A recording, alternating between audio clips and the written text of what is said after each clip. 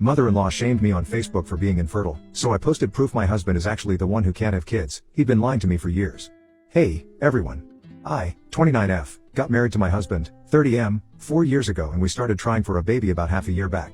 It was my idea to have a baby because I felt like I was ready to be a mom, and also because I just really wanted to be a mother ever since I got married.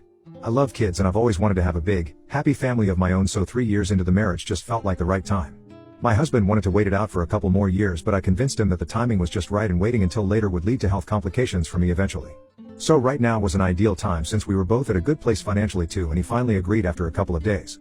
But almost 6 months passed with still no baby, and with a heavy heart, I accepted that neither of us had fertility issues. I had a gut feeling that it was my husband and not me for no specific reason, but of course, both of us had to get tested. He was reluctant to get tested and I had to push him really hard to go get tested, and I got myself tested, too. A few days after that, we received the results, and just as I'd expected, it was my husband who was infertile. I was really disappointed to learn that we couldn't conceive the natural way and would have to look for alternatives, which would cost us a lot more than we'd planned. So we decided to drop the idea for now because we were quite disheartened with the results as well. This happened about a month ago. I thought that I'd console him, but he seemed more annoyed than upset, which I thought was kind of weird. Of course, now I know the reason why he was annoyed and not sad at the news. It wasn't news for him at all, but I'll get into that a little later. Before getting into that side of the story, I want to talk about my mother-in-law. So like I said, my husband and I had decided to drop the idea of having a baby for the time being because both of us were emotionally drained. However, my mother-in-law was aware that we'd been trying to conceive for a while because my husband had told her that she should be expecting a grandchild 1 or 2 months after we decided to start trying. She was very excited, and I was glad to share that excitement with her because my husband seemed more nervous than excited, but I didn't think it was unusual because fatherhood was a huge deal and it was natural to be nervous. I thought he'd be more excited when the baby comes, so I didn't make an issue out of it. My mother-in-law was very excited and kept asking us if we had any news for her whenever she visited, but was disappointed every time. When I learned that my husband was infertile, I didn't have the heart to tell her about it, and I didn't think this was something that I should be sharing. So after we received the report, my mother-in-law visited again, and once again, she asked if I'd conceived yet and even suggested some doctors we could go to if we were struggling. I was about to tell her that we'd decided to drop that idea, but my husband said that we were doing just fine and she'd be the first to know whenever I was pregnant. I was a little surprised that he was keeping this from his mom, but then after she left, he explained that he was just not in the right headspace to explain this to his mom right now. I wasn't very satisfied with that answer, but I didn't question it because it really wasn't any of my business what he told his mom. He and his mother are very close because they were all they had while he was growing up since his father passed away at a very young age. It was just him and his mother against the world, and he told me that he'd already disappointed me. He wasn't mentally prepared to disappoint her as well. That was really sad, and so I didn't push him to tell his mom the truth.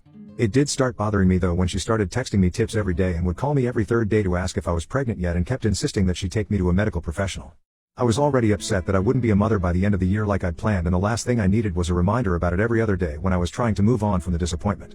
So about a week and a half ago, I finally told my husband that he needed to tell his mother the truth and make sure she stopped calling me every other day because it's getting really hard for me to keep this secret from her.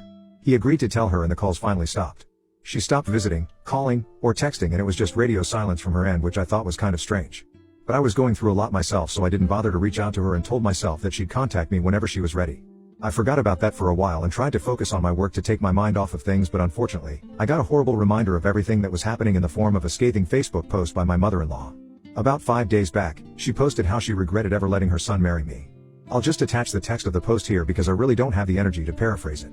So, here's what she posted. 4 years ago, my son told me that he was going to Eliza, my name, and I'd been thrilled that my son was finally going to marry and have a family of his own.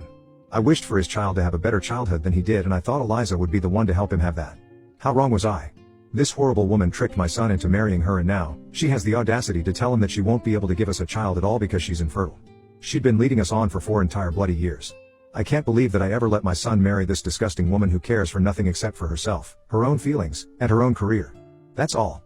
Marrying her was the worst decision of your life, Rick, my husband. I request all mothers to please make sure the women who marry your sons are not the same as my cheating, scheming, and infertile daughter-in-law. I will never, ever forgive this brat for toying with my son's feelings as well as mine, and she will be punished for the pain and heartache she has caused us both. Please keep me and my son in your prayers and hope that we're able to make it through this tough phase of our lives. We don't deserve this. So she posted that 5 days back, and obviously I was shocked and got back home as soon as I could. My mother-in-law and I weren't the best of friends, but we'd always been civil to each other, so this was a huge shock to me. I had to leave work midway because I was getting calls from several relatives and friends since she'd tagged my husband and me in the post, so it had shown up on my profile as well. I'd untagged myself, but the damage was already done and people just kept texting me to ask what was going on. Ignoring all of that, I got home as quickly as I could to talk to my husband about it. He hadn't answered my calls or responded to my texts and only got home an hour after I did. He hadn't removed his tag from the post either, so it was still showing on his profile and all our common friends could see it, which wasn't good for us at all. By then, I'd figured out that my husband had lied to his mother about who exactly was infertile and she'd bought it. I was livid and confused as hell, but I decided to stay back and confront him before I did anything else. When he finally got back home, he tried to calm me down and make this all seem like a misunderstanding, but I know it wasn't. After I yelled at him for a bit, he finally confessed that he'd lied to his mom because he hadn't had the heart to tell her the truth. They'd even gotten into a huge fight over it because she told him to leave me, but he'd refused and they hadn't spoken for a while after their fight. She'd made that post out of spite and anger and he wanted me to ignore it. Obviously, I flared up at that because how was I supposed to just ignore something of this sort where she was publicly shaming me for something that wasn't even true? So I told him that either he could come clean about it on his own and make his mother issue a public apology to me, or I'd take matters into my own hands and deal with this the way I deemed fit. He told me that I wasn't allowed to do anything of the sort, and the moment he said that, I realized that I was done with him. First, he'd lied to his mom about me, and now, he thought that he could push me around and throw me under the bus for something that wasn't even my fault. So I told him to go to hell, packed a bag, and drove to the nearest hotel where I finally responded to the important calls and texts, the ones from my family. My parents live in a different state and we don't talk very often because we're both really busy. They run a small business of their own and I have work, so we only get to talk sometimes, but whenever we do, the calls always last more than an hour or so. I had kept them updated throughout my pregnancy and they'd been very supportive when they learned that my husband was infertile and never said anything bad about him or accused him of anything like my mother-in-law had done to me. And that's why I am who I am and my husband turned out the way he did. Clearly the way we were raised was very different because the people were very, very different. Anyway, I talked to them and told them about the fight I had with my husband and how I'd left him at home to come stay in a hotel. They told me that they were proud of me for standing up for what I believed in and even offered to come over to help me out however they could, but I told them to stay. Their faith in me was all the reassurance I needed. I thought that leaving was supposed to be the hardest part, and since I was done with that, I wouldn't have more to deal with, but I was wrong. The post by my mother-in-law was deleted a few hours after I left, but it was too little and too late. A lot of people had seen that post, but I didn't care about anyone apart from my immediate family and friends, and I'd already told them that none of it was true and explained the situation to them, so I didn't feel the need to talk to anyone else about this. I'd already been very upset ever since I received the results of the fertility test, and my relationship with my husband had been strained because